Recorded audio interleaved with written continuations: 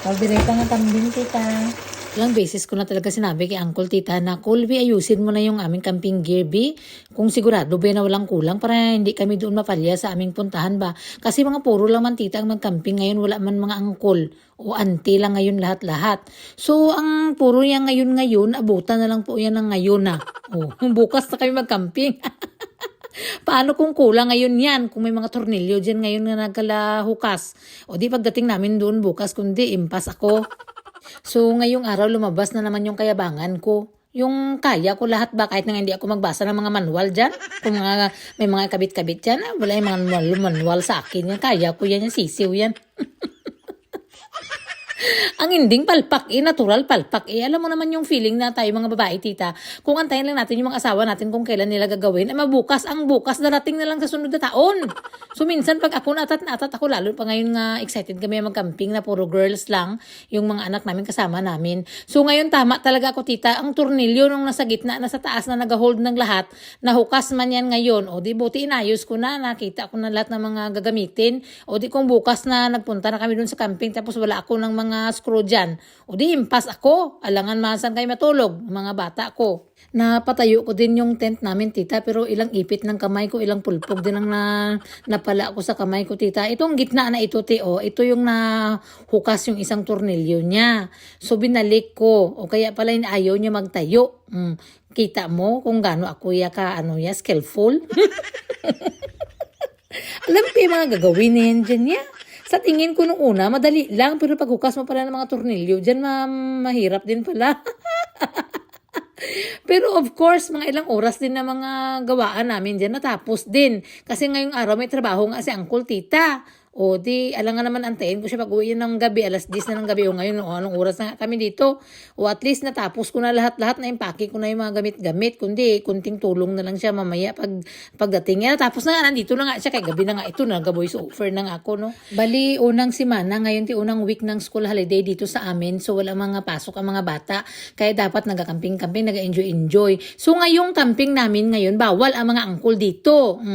Dapat mga auntie lang ngayon. Kaya this time, gagawin namin ang lahat na ma-survive namin itong camping namin. Kasi mga bigatlan kami lang talagang may gusto namin na ayaw namin isama yung mga asawa namin. Siguro magchismis kami doon. Ayaw mo, ano mga gagawin namin? Bahala sila dyan, basta sama-sama lang ako. Para ma-enjoy man kami. Anyway, may trabaho din si Uncle Tita, parang full hours yata si Uncle. So kahit na malayo kami, ay nagtatrabaho man siya. Pag uwi ng bahay, matulog lang man siya. Bahala, miss na miss. Iniwanan niya nga kami, nagpunta siya sa city, di ba? Nagruplano siya, iniwan niya kami. Ngayon, iwan din namin siya. Bahala siya sa buhay niya. Ay, joke lang. Joke lang.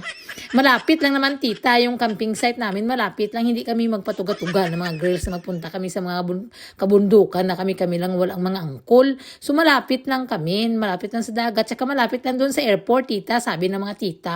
So as you remember, di ba nag-drive tayo papunta ng airport? Sa unahan lang daw niyan, maliko ka lang sa kanan, papunta na ng dagat. Malapit kami sa dagat nag-camping. So kung may mga problema man dyan, madali lang talaga magpunta yung mga angkol.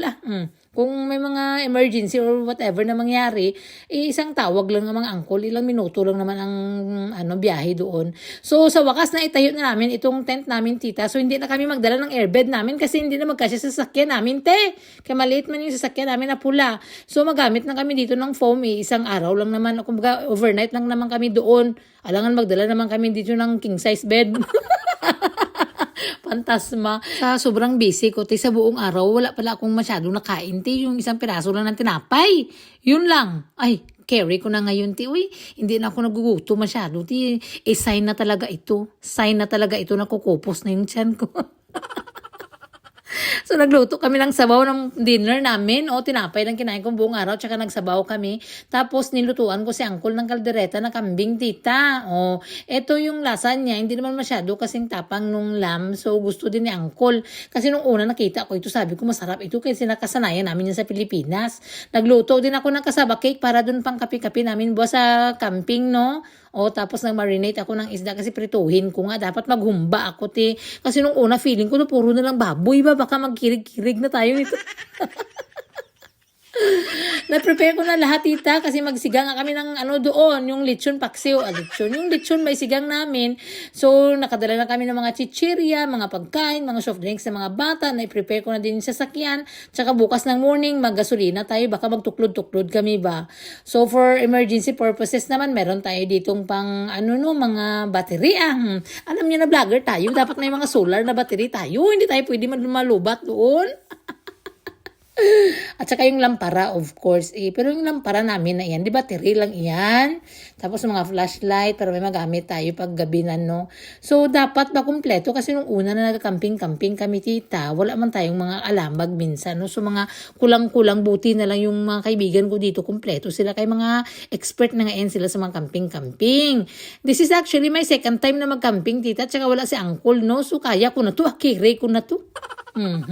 Naluto ko ng lahat, tita, na-prepare ko ng lahat ng mga gamit, tapos mga bata tulog na din. So pagdating ni uncle ngayong gabi, tinulungan niya lang ako mag-dismantle nito, tsaka nilagay namin sa bag, tapos nilagay na sa sasakyan lahat.